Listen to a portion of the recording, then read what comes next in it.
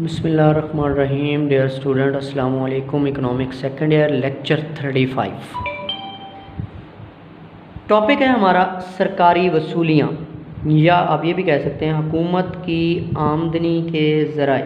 हुकूमत की आमदनी के ज़राए। पिछले टॉपिक में हम डिस्कस कर रहे थे सरकारी और निजी मालियात में फ़र्क। हुकूमत की आमदनी और अखराजात की जो पॉलिसी होती है वो सरकारी मालियात होती है। हुकूमत की आमदनी कहाँ से कमाती है हुकूमत, ये क्वेश्चन है आज हमारा। हुकूमत की आमदनी के या सरकारी वसूलियाँ कौन कौन सी होती हैं, कहाँ से हुकूमत कमा रही है, कौन से ज़राए हैं हुकूमत के। वो बेसिकली हुकूमत की आमदनी के ज़राए दो किस्म के होते हैं। एक को कहते हैं महसूलाती आमदनी के ज़राए, आमदनी के ज़राए, और एक होता है गैर महसूलाती आमदनी के ज़राए।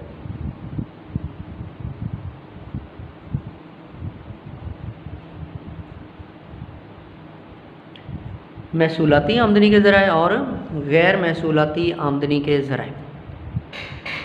Tax revenue, non tax revenue,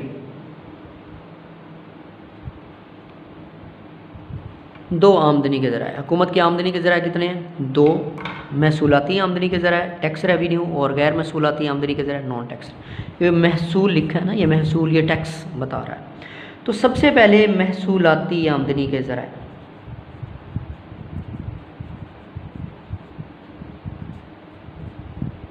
महसूलाती आमदनी के ज़राए, टैक्स रेवेन्यू।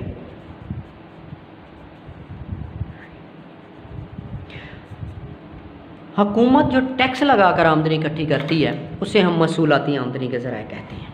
ठीक है। अब टैक्स क्या होता है? टैक्स एक ऐसी लाजमी अदायगी है, टैक्स से मुराद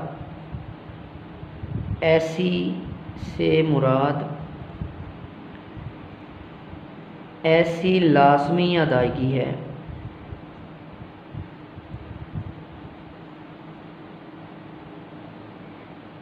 होती है जो हुकूमत किसी एक शख्स को बराह रास्त फ़ायदा पहुंचाने की बजाय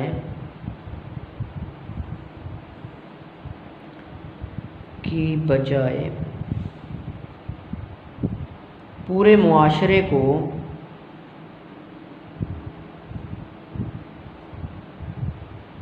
फ़ायदा पहुंचाने के लिए इस्तेमाल करती है।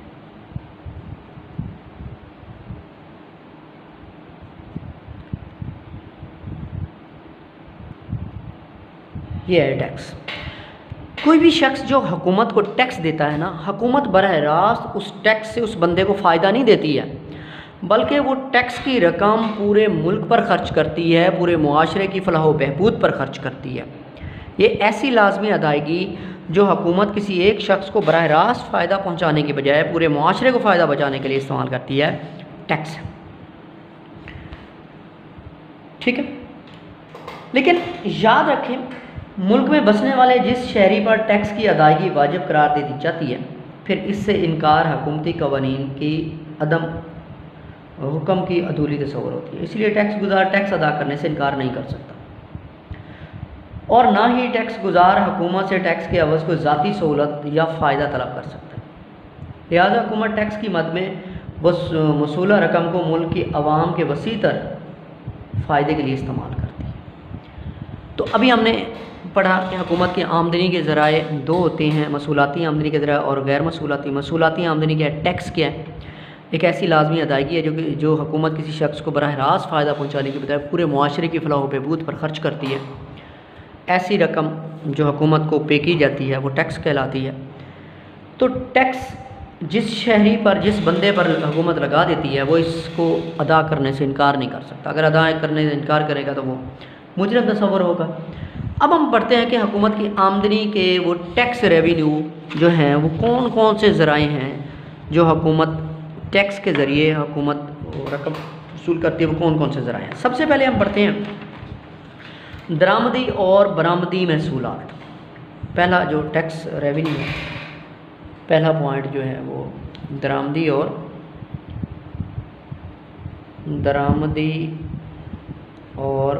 बरामदी महसूलात। Import and export tax, import and export tax, इसी का एक दूसरा नाम भी है, इसको कस्टम ड्यूटी भी कहते हैं। कस्टम ड्यूटी,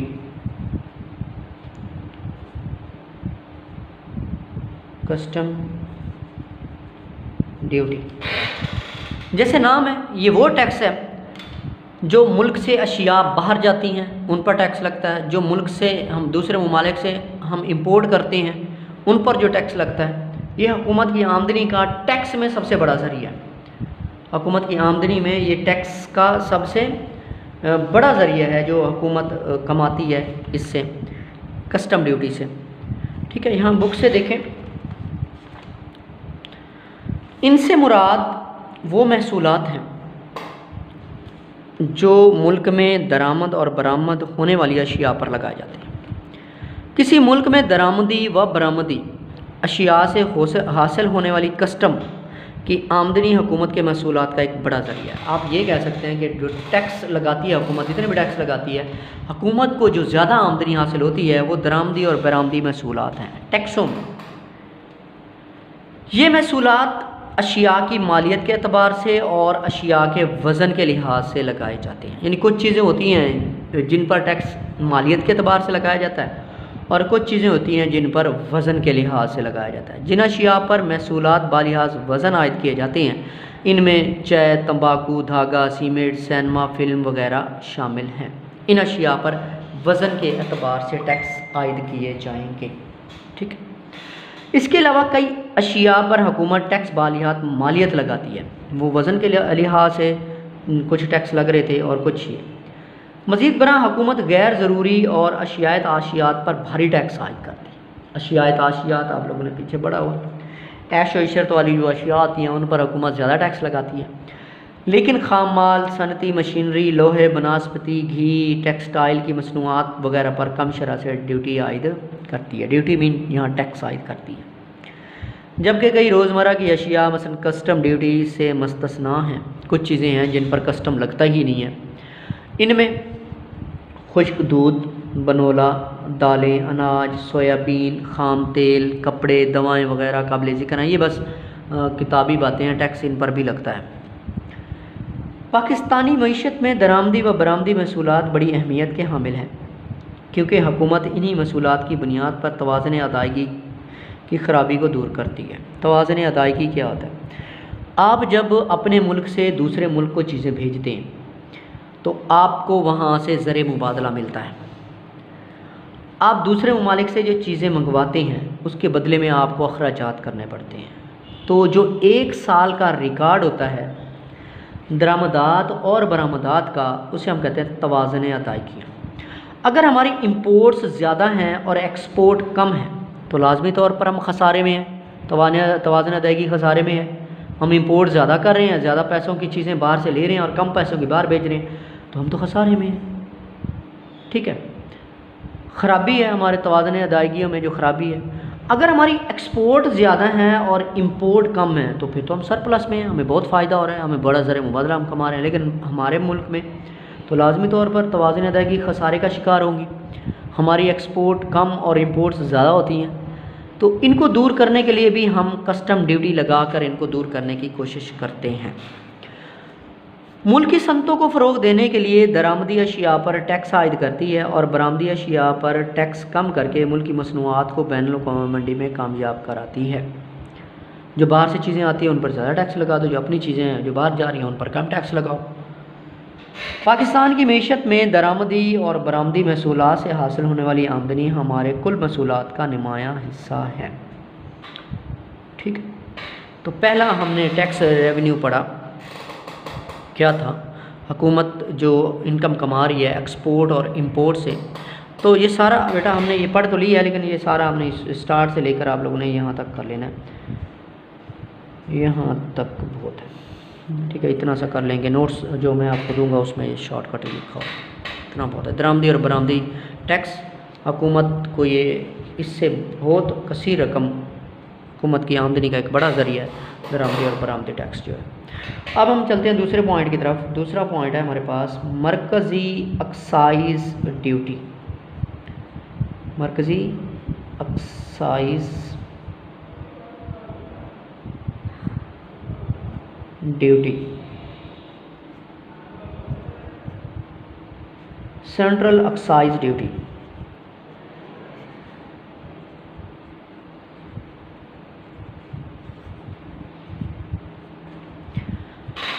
मुल्क में जो चीज़ें तैयार होती हैं, जो तैयार पैदा की जाती हैं मुल्क के अंदर, जो चीज़ें प्रोड्यूस की जाती हैं और जो खिदमात दी जाती हैं, इन पर जो टैक्स लगता है इसे कहते हैं मरकज़ी एक्साइज ड्यूटी। हमारे मुल्क में बहुत सारी चीज़ें पैदा, सनती अशिया, ज़रूरी अशिया, जो चीज़ भी हमारे मुल्क में पैदा हो रही है उस पर जो टैक्स लगाया जाता है उसे हम कहते हैं मरकज़ी एक्साइज ड्यूटी। पाकिस्तान में तैयार होने वाली अशिया, मुहैया की जाने वाली खिदमात पर यह टैक्स आयद किया जाता है।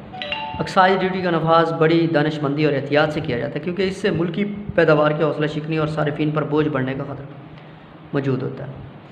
ठीक है, तो सिंपली क्या बात आई कि मरकज़ी एक्साइज ड्यूटी मुल्क में पैदा होने वाली अशिया, वो ऊपर वाला जो पॉइंट था वो था मुल्क से बाहर से आने वाली अशिया पर, जो हम गाड़ियाँ बाहर से ले रहे हैं, मोबाइल फ़ोन ले रहे हैं, या हम और बहुत सारी चीज़ें बाहर से इंपोर्ट कर, उन पर टैक्स लग रहा है, कस्टम ड्यूटी। और बाहर हमारी जो चीज़ें जा रही हैं, मरकज़ी एक्साइज ड्यूटी मुल्क के अंदर पैदा होने वाली अशिया पर टैक्स लगाया जाता है। उस पर यह टैक्स भी दो ही तरह से लगाया जाता है, वज़न के लिहाज से भी लगाया जाता है और मालियत के लिहाज से भी टैक्स लगाया जाता है। एक्साइज ड्यूटी पाकिस्तान में तैयार होने वाली अशिया, मुहैया की जाने वाली खिदमात पर आयद की जाती हैं। एक्साइज ड्यूटी का नफाज बड़ी दानिशमंदी और एहतियात से किया जाता है, क्योंकि इससे मुल्क की पैदावार के हौसला शिकनी और सारिफिन पर बोझ बढ़ने का खतरा मौजूद रहता है। दूसरी तरफ हुकूमत ऐसे इकदाम करती है जिससे एक्साइज ड्यूटी का दायरा कार वसी और हुकूमत को इस मद से ज़्यादा आमदनी हासिल हो सके। पाकिस्तान में एक्साइज ड्यूटी आमतौर पर बालियाज वज़न और मालियत शय की कीमत में शामिल कर दी जाती है। हमारे यहाँ जितनी भी चीज़ें पैदा होती हैं उन पर जो टैक्स लगता है, वो जो कारखानादार होते हैं, जो लोग चीज़ें पैदा कर रहे होते हैं, वो टैक्स इनकी मालियत में शामिल कर देते हैं, उसकी कीमत में शामिल कर देते हैं। इसलिए सार्फिन ये अशिया ख़रीद कर टैक्स की रकम भी कीमत का हिस्सा समझ कर अदा करते हैं और बोझ महसूस नहीं करते। इस तरह हुकूमत को इस मद से खतर खा आमदनी हासिल होती है। हम जो भी चीज़ ख़रीदते हैं उसकी कीमत जो अदा करते हैं उसमें उसकी टैक्स की रकम भी अदा करते हैं। मेडिसिन ख़रीद रहे हैं, हम जो भी चीज़ ख़रीद रहे हैं, हम सिगरेट ख़रीद रहे हैं, हम रोज़मर्रा की जितनी भी चीज़ें, उस पर हम टैक्स भी पे कर रहे होते हैं। टैक्स उनकी कीमत में शामिल होता है। फॉर एग्जाम्पल अगर आप वो मेडिसिन देखें, उनके ऊपर लिखा होता है भाई sale price plus tax total price. भाई सेल प्राइस है 50 रुपये, टैक्स है जी 10 रुपये, वो चीज़ हमें मिलेगी 60 रुपये की, तो हम उसका टैक्स भी पे कर रहे होते हैं साथ में। ये था हमारे पास मरकज़ी एक्साइज ड्यूटी। दरामदी और बरामदी ड्यूटी था हमारे पास, महसूलात था कि हम जो हमारी एक्सपोर्ट और इंपोर्ट है उन पर जो टैक्स लग रहा है, और मरकज़ी एक्साइज ड्यूटी है जो मुल्क के अंदर चीज़ें पैदा हो रही हैं उन पर जो टैक्स लग रहा है वो मरकज़ी एक्साइज ड्यूटी है। नेक्स्ट पॉइंट है इनकम और कारपोरेट टैक्स। इनकम टैक्स और कारपोरेट टैक्स। इनकम और corporate tax, income tax and corporate tax. Income tax, लोगों की आमदनियाँ ज़्यादा होती हैं तो उन पर जो टैक्स लगता है वो इनकम टैक्स है। मेरे ख्याल में पाकिस्तान में आई होप कि 6 लाख से ज़्यादा आमदनी जिनकी होती है उन पर गवर्नमेंट टैक्स आयद करती है सालाना। जिनकी आमदनी 6 लाख से ज़्यादा होती है वो टैक्स पे करते हैं इनकम से, आई थिंक ऐसा है। कारपोरेट टैक्स होता है जो बड़ी बड़ी कंपनियाँ होती हैं, मुश्तरका सरमाया की कंपनियाँ होती हैं, उन पर जो टैक्स लगता है वो कारपोरेट टैक्स होता है। इनकम टैक्स, यहाँ देखें, इनकम और कारपोरेट टैक्स से हासिल होने वाली आमदनी भी मुल्क की वसूलियत का एक बड़ा जरिया होती है। हुकूमत इस मद में लोगों की कमाई हुई आमदनियों पर मुतज़ायद शरह से टैक्स, मुतज़ायद शरह, आगे टैक्स की टाइप्स आएंगे तो उसमें लिखा होगा मुतज़ायद शरह। मुतज़ायद शरह का मतलब है जब आमदनी ज़्यादा होती है तो टैक्स की शरह भी ज़्यादा हो जाती है, और आमदनी कम होती है तो टैक्स की शरह भी कम, मुतज़ायद शरह। टैक्स लगाकर आमदनी हासिल करती है। यानी जिन लोगों की आमदनियाँ ज़्यादा हैं उन पर ज़्यादा टैक्स लग रहा है और जिनकी आमदनियाँ कम हैं उन पर कम टैक्स लग रहा है। मुतज़ायद शरह टैक्स के असूल के तहत शरह टैक्स में इजाफे या कमी मुतज़ायद शरह टैक्स के असूल के तहत शरह टैक्स में इजाफा या कमी आमदनी में इजाफा या कमी के साथ होती है। यानी मैं आपको सिंपली बताऊँ क्या कह रहा है कि आमदनी ज़्यादा होगी तो भाई टैक्स भी ज़्यादा पे करोगे, आमदनी कम होगी तो टैक्स भी कम पे करोगे। पाकिस्तान में काबिल टैक्स आमदनी हुकूमत पाकिस्तान के मुकर्रर करदा आमदनी के ख़ास मेयार से शुरू होती है और इस मेयार से कम आमदनी वाले टैक्स गुजार इससे मसलन जिनकी आमदनी इससे कम है, 6 लाख से फाज़िल कम है, वो नहीं टैक्स पे करेंगे, जिनकी आमदनी इससे ज़्यादा वो टैक्स पे करेंगे। इस तरह हुकूमत मुश्तरका सरमाया की कंपनी, मैंने अभी बताया था ये जो सारा था ये इनकम टैक्स था। जो कॉरपोरेट होता है वो था मुश्तरका सरमाया की कंपनियों कारोबारी इदारों पर कॉरपोरेट टैक्स लगाकर मकबूल आमदनी हासिल करती है, ये कॉरपोरेट टैक्स होता है। पहला क्या था? दरामदी और बरामदी, एक्सपोर्ट और इंपोर्ट से टैक्स, मरकज़ी एक्साइज ड्यूटी, मुल्क में पैदा होने वाली अशिया पर जो टैक्स लगाया जा रहा है, इनकम टैक्स, लोगों की आमदनियाँ एक हद से ज़्यादा है उन पर टैक्स लगाया जा रहा है, कॉरपोरेट टैक्स, मुश्तरका सरमाया की कंपनियों और कारोबारी इदारों पर कॉरपोरेट टैक्स आयद किया जाता है। इसके बाद है जी हमारे पास ज़रई इनकम टैक्स। ज़रई जैसे नाम आ रहा है ज़रई इनकम टैक्स, ऐसे ममालिक जहाँ ज़राअत मुल्क की पैदावार का एक बड़ा हिस्सा फराहम करती है और जदीद ज़रई तरीके इस्तेमाल कर फ़ी एकड़ पैदावार में ख़ातिर खा इजाफ़ा किया जाता है, वहाँ ज़रई आमदनी काबिल टैक्स होती है। पाकिस्तान में नहीं है ज़रई इनकम टैक्स, नहीं है क्योंकि हमारा ज़रई शोबा तानी पसमानदा है, तो इसलिए हमारे मुल्क में ज़रई जो टैक्स है वो इस्तिस्ना है, उस पर लोग उसको पे नहीं करते। गवर्नमेंट ने भी आसानी दी हुई है कि आप ये टैक्स पे नहीं करेंगे। ज़रई इनकम टैक्स, ऐसे ममालिक जहाँ ज़राअत मुल्क की पैदावार का एक बड़ा हिस्सा फराहम करती है, जदीद ज़रई तरीके इस्तेमाल करके फ़ी एकड़ पैदावार में ख़ातिर खा इजाफ़ा किया जाता है, वहाँ ज़रई आमदनी काबिल टैक्स होती है। हुकूमत में ताहाल ज़रई पैदावार से हासिल होने वाली आमदनियों को टैक्स से मुस्तस्ना रखा गया है। क्योंकि पाकिस्तान में ज़रई शोबे की हालत अच्छी नहीं है, इसलिए हुकूमत पाकिस्तान ने ज़रई शोबे की तरक्की और पैदावार में इजाफे के लिए इस शोबे को टैक्स से मुस्तस्ना रखा गया है। ठीक है, नेक्स्ट हमारे पास है जी सेल टैक्स या बिक्री टैक्स, जिसको हम कहते हैं बिक्री टैक्स है ये सेल टैक्स।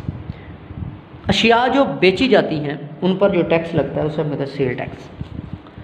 बिक्री टैक्स भी हुकूमत की आमदनी का एक बड़ा ज़रिया है। बिक्री टैक्स मखसूस मुल्की अशिया के अलावा बास गैर मुल्की अशिया पर भी आयद किया जाता है। इस टैक्स का इंतज़ाम इनकम टैक्स डिपार्टमेंट के सुपुर्द है। बिक्री टैक्स अशिया पैदा करने वाले ताजरों या फिर अशिया के ख़रीदारों से शय की कीमत में शामिल करके हासिल किया जाता है। जो अशिया मुल्क के अंदर बिक रही हैं, चाहे वो मुल्की अशिया हैं या गैर मुल्की अशिया हैं, उन पर जो टैक्स आयद किया जाता है उसको हम कहते हैं सेल टैक्स। आज का जो हमारा टॉपिक था वो था हुकूमत की वसूलियाँ। हुकूमत की वसूलियाँ बताया 2 किस्म की होती हैं।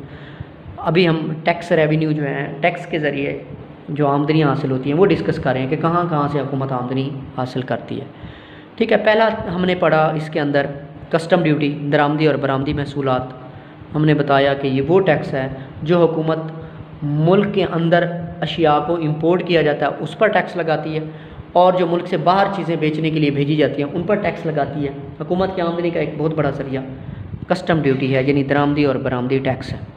दूसरा बताया मरकज़ी excise duty, central excise duty, मुल्क में पैदा होने वाली अशिया मुहैया की जाने वाली खिदमात पर जो टैक्स आयद किया जाता है उसे कहते हैं मरकज़ी एक्साइज ड्यूटी। ठीक है, ये जो टैक्स लगाया जाता है फिर ये टैक्स की जो रकम होती है कारखानादार इसको अशिया की कीमतों में शामिल कर देते हैं। गाहक जो कस्टमर जो सारिफ होते हैं इन चीज़ों को ख़रीदते हैं तो वो साथ में टैक्स की रकम को भी पे कर देते हैं। फिर हमने पढ़ा इनकम और कारपोरेट टैक्स। इनकम और कारपोरेट जैसे इनकम टैक्स है, कुछ लोगों की आमदनियाँ एक हद से ज़्यादा होती हैं, वो हद गवर्नमेंट मुकर्रर करती है। तो पाकिस्तान में मेरे ख्याल में वो 6 लाख तक है, 6 लाख से ज़्यादा जिनकी आमदनी होगी वो टैक्स पे करेंगे। ठीक है, और जिनकी आमदनी 6 लाख से कम होंगी वो टैक्स पे नहीं करें। ये पाकिस्तान की बात है, हर मुल्क की एक अलग अलग डिफरेंस होगा क्या। इसके अलावा कारपोरेट टैक्स जो होता है वो होता है मुल्क में मुश्तरका सरमाया की कंपनियां, कारोबारी इदारे जो होते हैं बड़े बड़े, वो जो उन पर जो टैक्स आयद किया जाता है वो उस टैक्स को कहते हैं हम कॉरपोरेट टैक्स। इसी तरह ज़रूरी इनकम टैक्स, ज़राअत से जो आमदनी हासिल होती है उस पर जो टैक्स आयद किया जाता है ज़रूरी इनकम टैक्स कहते हैं। ये उन ममालिक में है जहाँ ज़रूरी शुबा तरक्की कर चुका है, पसमानदा नहीं है। हमारे मुल्क में क्योंकि ज़रूरी शुबा पसमानदा है इसलिए ये टैक्स से लास्ट आज हमने पढ़ा सेल टैक्स। हुकूमत की आमदनी का ये भी एक बहुत बड़ा ज़रिया है, अशिया बिकती हैं इन पर जो टैक्स आयद किया जाता है वो सेल टैक्स है। ये आज हमने जो बातें पढ़ी हैं कुछ, फिर कल वाले लेक्चर में इंशाल्लाह इसको डिस्कस करेंगे।